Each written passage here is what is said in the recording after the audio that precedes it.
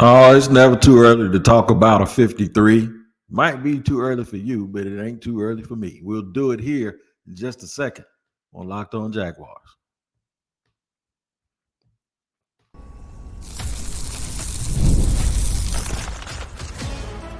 You are Locked On Jaguars, your daily Jacksonville Jaguars podcast.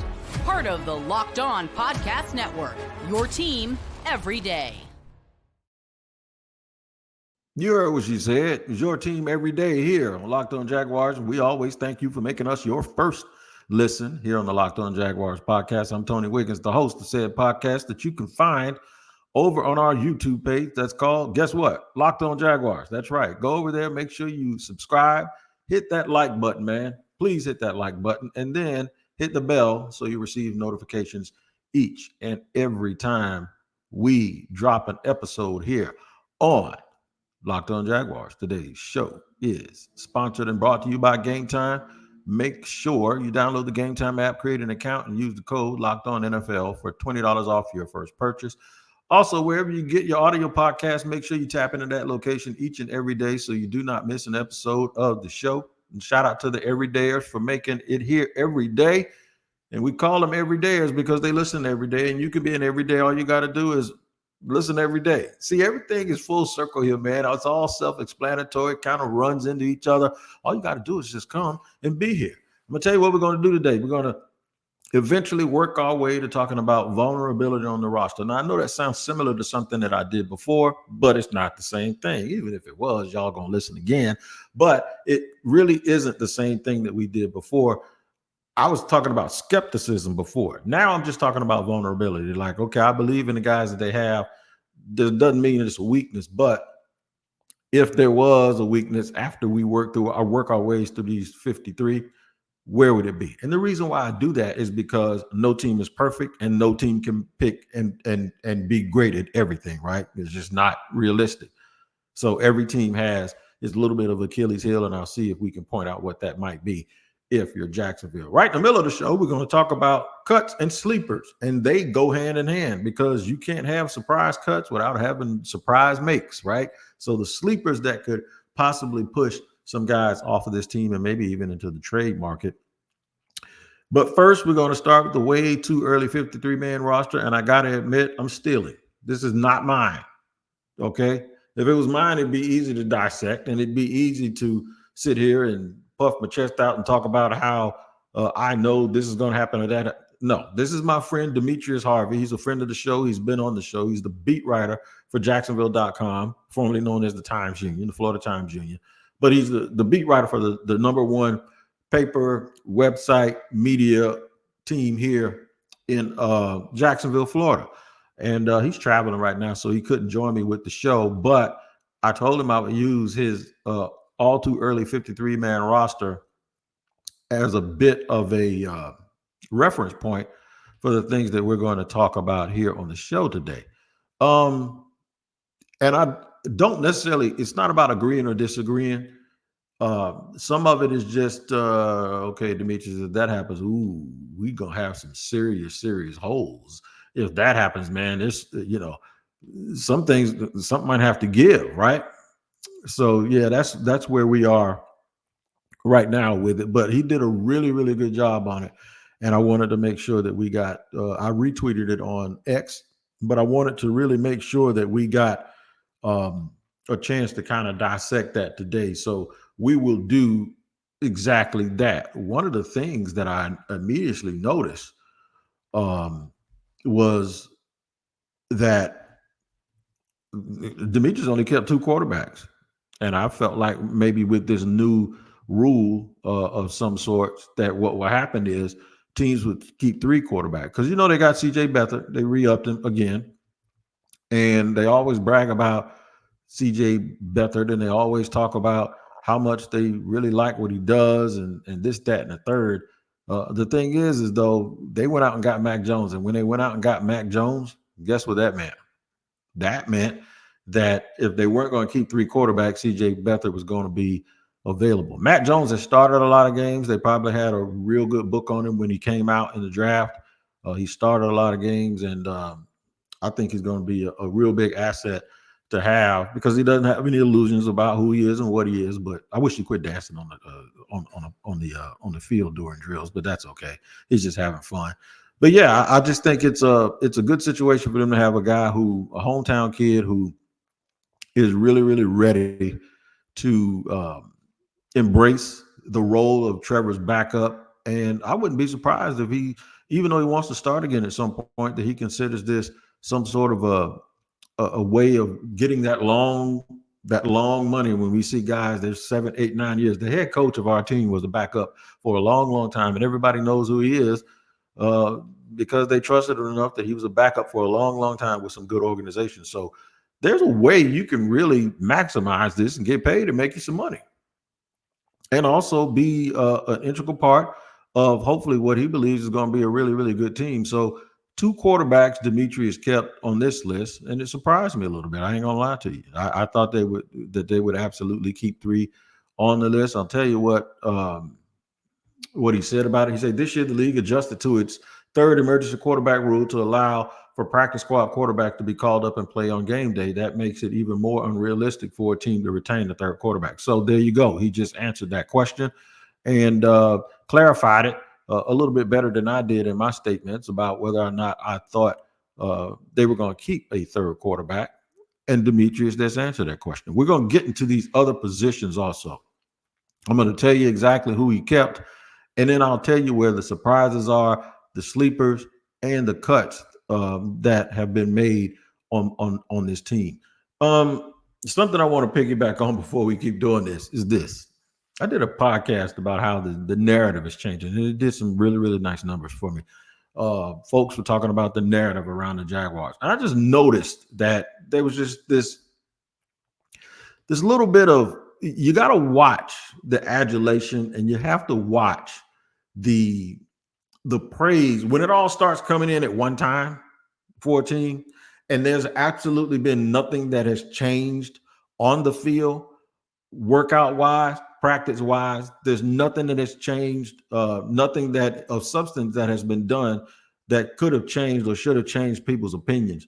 I did a show about it the other day, and man, my man Rico keeps pointing it out to me. He said, man, you're omniscient, because everybody seems to be overly praising the Jaguars now, and there's nothing that has occurred to make them do that. But then if you pay attention to it, Acho did it today on Fox. Then they start changing. Well, I think Trevor Lawrence is going to live up to the money, right? I think he's going to live up to the $55 million, but in order to live up to it, you got to get to the Super Bowl. And I can't rule the Jaguars out of a Super Bowl. And when I said that was moving the goalpost, what I meant was people are going to start praising you just to try to build up a narrative that they then can tear down. Once Trevor Lawrence outperforms their original opinion of him, then it's going to be, well, we knew that because I said it here, but he's not measured by that standard. He's measured by another standard. It's kind of what they're doing in basketball. I remember, and I'm going to just say this briefly. I remember a few months back, guys were like, Caitlin Clark's the greatest player I've ever seen. And people were like, no, she isn't. Yes, she is. That's when the argument started. And then when she got to the league, she's like the best rookie, right? Her and Angel. But then it's like, well, she's just a rookie. No, that's what people were trying to tell you. She's not yet the best player in the world. So that's what I mean by a changing of the goalposts, is when you start praising somebody, but now instead of just giving them credit for being who they were and saying that you were wrong, now you just up the goalpost a little bit and say, well, I'm going to praise him here, but then this is what he needs to get to in order to earn this or that. It's just a weird way of doing things. And like 3 days in a row now, you've seen Jaguar players. You saw Joshua Hines-Allen. You saw Trevor Lawrence. You've seen all of these players all over national media and all of these nice narratives that are coming out about them now, whereas 2 months ago you didn't hear or see any of that stuff. I just find it a real weird, and I find it to be cool, but I'm cool with a little bit of a, yeah, I'm good with it. I ain't got no problem with it, but I ain't gonna sit here and just do a handstand and do cartwheels just because some people have decided to shape things the way that they want them to be shaped without anything on the field changing their mind. So the good thing about listening to local is you hear all of these things every single day. That's why you got to join us here on Locked On Jaguars. We're going to continue to run through. We talked about the quarterbacks. We're going to run through wide receivers, The entire rest of the offense, wide receivers, running backs. I had a little bit of a hiccup there. Wide receivers, running backs, tight ends, and offensive line. We'll do that. And then in segment 3, we'll go through the defense, and then we'll talk about maybe some perceived vulnerabilities that the roster might have. We'll do all of that in just a second here on Locked On Jaguars.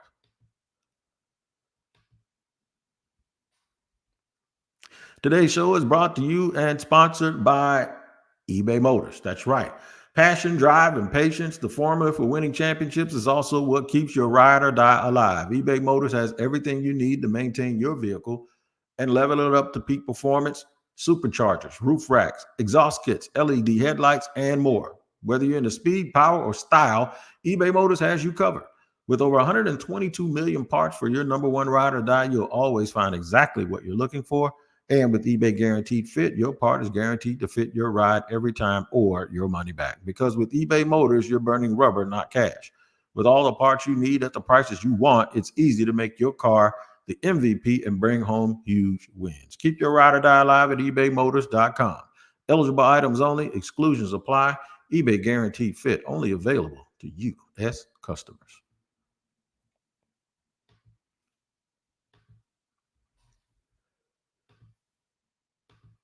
All right, rolling along here on Locked On Jaguars. We're at your team every day. We thank you for making us your first listen here on Locked On Jaguars. Talking about the way too early 53-man roster that my friend has done, Demetrius Harvey, the beat writer for Jacksonville.com. He nailed it, man. I mean, there was a couple of surprises here. And Demetrius told me he don't mind if I kind of tear him up, chew them apart a little bit, because that's kind of what we do here. We do that a little bit. We go through each other's stuff, and we have some constructive criticism. You ain't trying to be right. You're just trying to give out the information to the fans, because that's what is really, really super important, that you guys get as much information as you can get. And it, kind of helps go along with the process a little bit, in my opinion. So let's continue as we mosey along through Demetrius's way too early 53 here. Running backs, the 4 running backs that he took on here, it doesn't surprise anybody. It's Travis Etienne, of course. It's Dearness Johnson.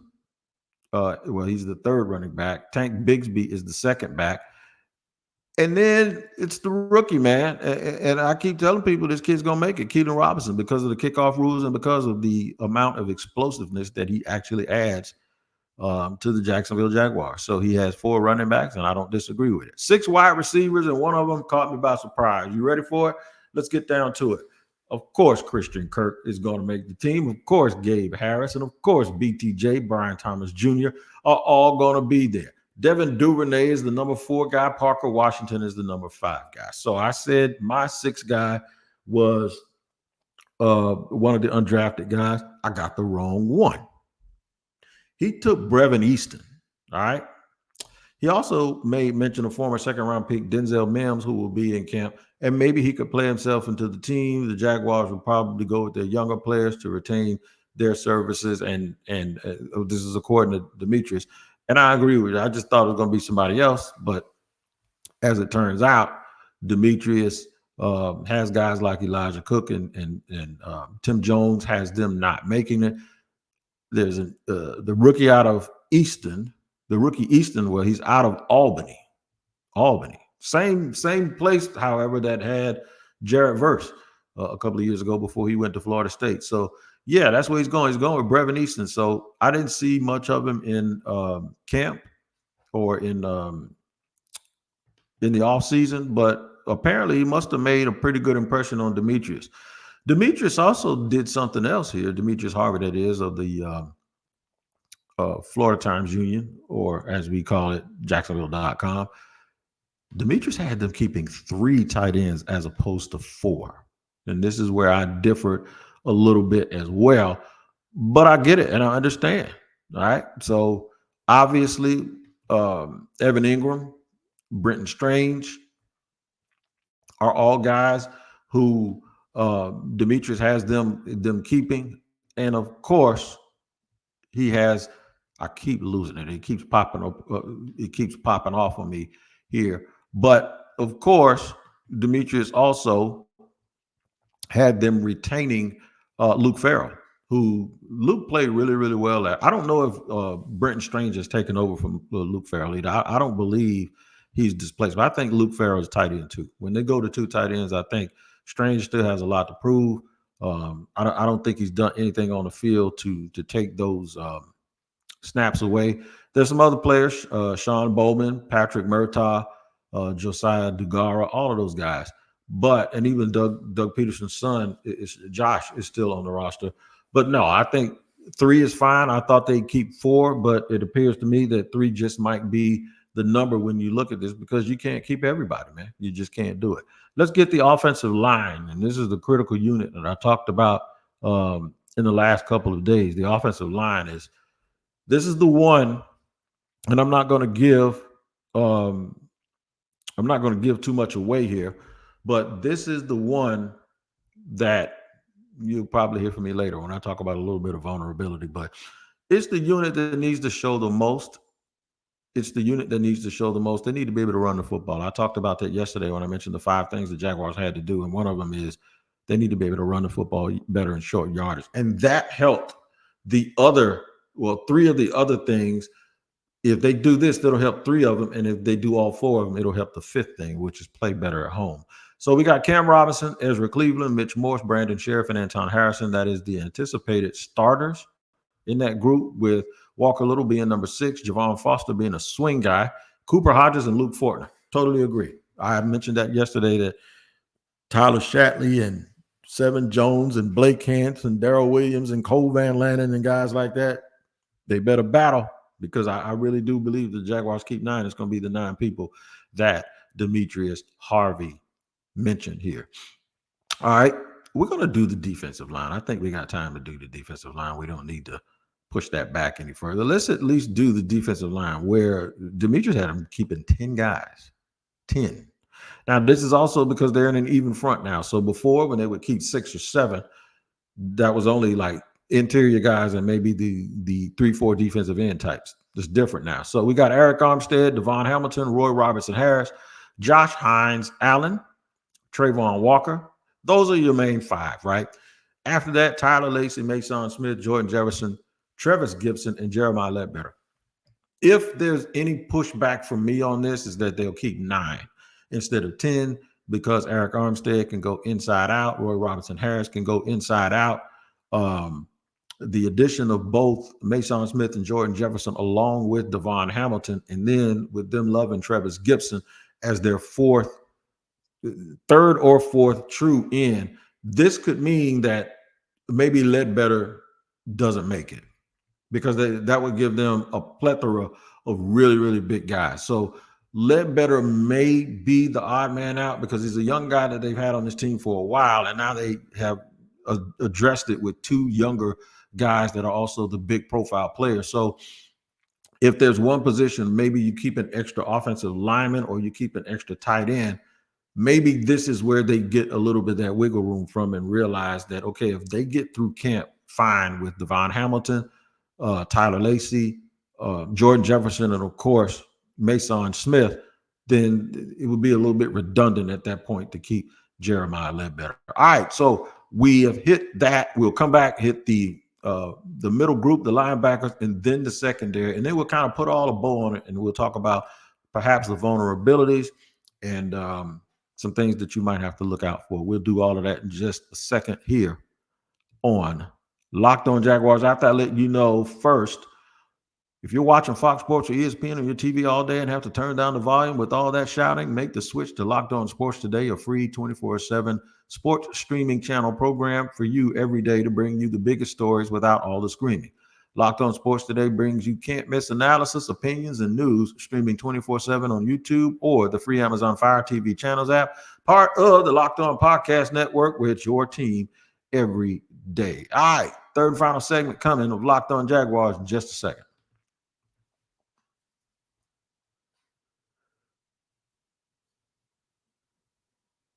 Here we go, running it down here. Third, final segment here on Locked On Jaguars. We're at your team every day. Thank you for making us your first listen. Talking about the way too early 53 done by my brother from another mother, Demetrius Harvey.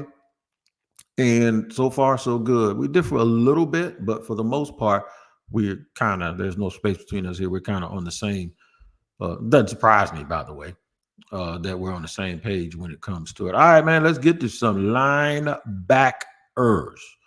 Linebackers, Demetrius has them keeping 5 linebackers. 5. Of course, without a doubt, that would be Foye Oluwakan, right? We know that Foye Oluwakan is going to be there. We know that Devin Lloyd is going to be there. We know that Chad Muma is going to be there. And we think Ventrell Miller will be there along with, he says, Caleb Johnson. I say at some point between Ledbetter at defensive line, Caleb Johnson at linebacker, I'm thinking they find room for Yasir Abdullah. And it ain't because I like Abdullah. It's just the truth. I just think that there's something. I saw him play at Louisville, and he was like the best player on their defense. And then you got Diaby and these other dudes. They're playing all these significant men. You can't keep holding against Abdullah that he's not built like a traditional player at any of these positions, because he's gotten to this point by being a hard worker. He's gotten to this point despite the fact that he was kind of an in-between player. But he's an in-between player that spent a lot of time on an active roster last year, and I think that has a lot to do with how they feel about him as a ball player. So I'm going to give him a little bit more grace than that and say that that's one of those battles too. But this is the part of the show where we were talking about cuts, surprises, sleepers. These are the dudes, man, that I'm telling you that have a chance to make some noise and shake something up. And when you see one of these dudes doing that, it's like shaking a tree. Somebody else is going to fall. Somebody better watch out, because when you have these young guys, and we need these young guys to do this same thing, this is where the competition level goes up. You might get some phone calls about some players where some people are short on something, and they ain't going to trade the young guy. They're going to trade the older guy who's making all of that money. Let's get to the defensive backs, starting with safety. He has 5 being kept. I might put this one at 4 because of Darnell Savage and his versatility. He's listed as a corner on this list. I'm thinking Darnell Savage could be a swing safety, perhaps, if they have to get into the depth. So he kept 4. He kept 5. I'm going to keep 4. I'm going to keep his first 4, which is Andre Sisco, Antonio Johnson, Andrew Wingard, Daniel Thomas. Eric Hallett was his last spot. If I had my druthers, I would rather have a guy who's more versatile to be that 5th dude, and that's Darnell Savage. We're in a pinch. You can move him back, and he could play in a split safety situation, no problem. Some people are trying to figure out now where he's going to play. He's going to line up in a slot, but he has the ability to play back and play some split safety. So I'm going to go 4 there. I disagree with Demetrius, but like I said, it's a very, very minor disagreement. Last but not least, those corners we just talked about. How many do you keep? How many do you keep, man? He kept 6.